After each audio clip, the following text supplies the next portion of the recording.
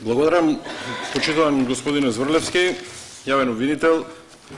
Подготвувајќи се за прашањето, открив дека или има два Марко Зврлевски со два различни имотни листа, или има еден Марко Зврлевски со два различни имотни листа. Изгледал многу журки со Мијалков и вам нешто ви замериле во антикорупцијската комисија. Ова што го кажав на почетокот, јас се извинувам што морам да ви упаднам, се однесува токму на ова. Значи, држете се до темата. А ако имаме тема за имотните листови на функционерите, ќе свикаме јавна расправа. Гледате, која било тема да сте предложиле, организираме јавна расправа, надзорна расправа, јавна дискусија. Значи, држете се до темата. Кога ќе имаме за тоа тема, ќе ги повикаме и ќе дојдат луѓето. Стварно нема смисла. Продолжите, господин Махрадули. Еве превентивно сватете го ова и да не сум во право. Ние заедно со јавниот обвинител навијавме Словенија за кошарка на Македонија. И затоа барав се зачудив што има двајца или еден тоа прашање. Вие, господин јавен обвинител, формално, мислам, сте човек кој треба да го има одговорот на прашањата, кои на многу граѓани во Македонија јавно го поставуваат или се плашат да постават, да во нивно име го постави, за жал сега покојниот Никола Младенов, а тој колку чини слободата во Македонија. Вашиот претходник Шврговски мандатот го заврши без ниту еден отворен случај, заедно не ги видовте еврата во шишето. Додуше сега го има најубавото БМВ по Скопските улици и е советник на италијанската фирма која управува со Дрислас противно на одлуката на Управен суд.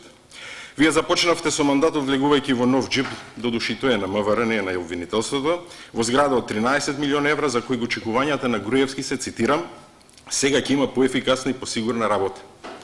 Искрено го ценам што во едно интервју, за разлика од други, признавте или искрено одговоривте. На прашањето дали сте човек на владеачката структура, ви одговоривте. Цитирам, владата си има своја стратегија во кривично-правната сфера и обвинителството е важен сегмент. Затоа, кога Европската унија тврди дека во Македонија има селективна правда, индиректни политички притисоци, загрижувачки последици за судиите, пресуди кои се невообичаено забрзани и притворот е казна, кога суди обвинители, како Гешковска, се напредува кога низините предмети паѓаат, а денеска надвор од Законот за собрание не сака да дојде овде, што е кривично дело.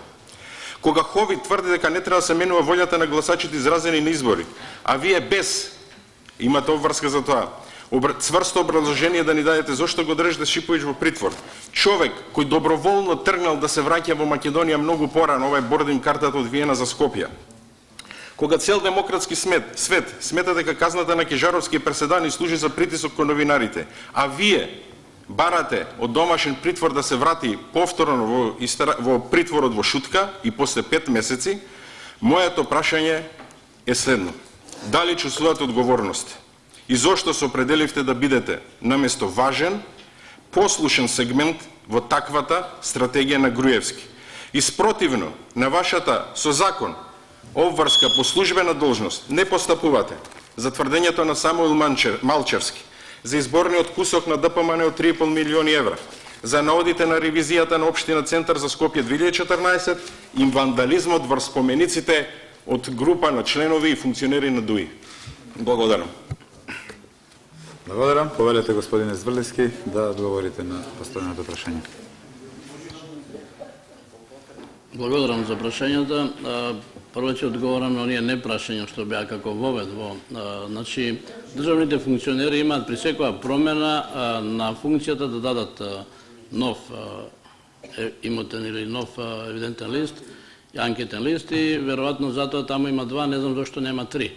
Затоа што јас 3 пати ја менувам и 3 пати сум дал. Ги исполнувам сите обврски и 3 пати имам дадено. Господин обвинителе, значи и вас ја го поменам, и вие се вклопувате во тоа што го почна господинот Махрадули. Држете се вие до темата на која што е јавната расправа, иако тоа господинот Махрадули не го правеше. Продолжете по темата. Почитуван председателе, вие дозволивте на пратеникот во воводниот збор да даде 10 прашања и јас сега не можам да ги одвојам тие 10 прашања од последните 3 прашања, затоа ќе одговорам на сите прашања поред, ако ми дозволите, а мене не ми пречи. По однос на тоа зошто Гешковска овде не е, јас ви објаснив дека Гешковска не е овде затоа што не може да ја повикате као обвинител. Вие пратениците не може да ја повикате и она не сноси никаква одговорност. Јас можам да бидам повикан и можам да одговарам на сите прашања што вие ги поставувате. На Гордана Гешковска не е паднат ни еден предмет. Значи сите предмети, значи и оние предмети кои се укинати се уште во постапка. По однос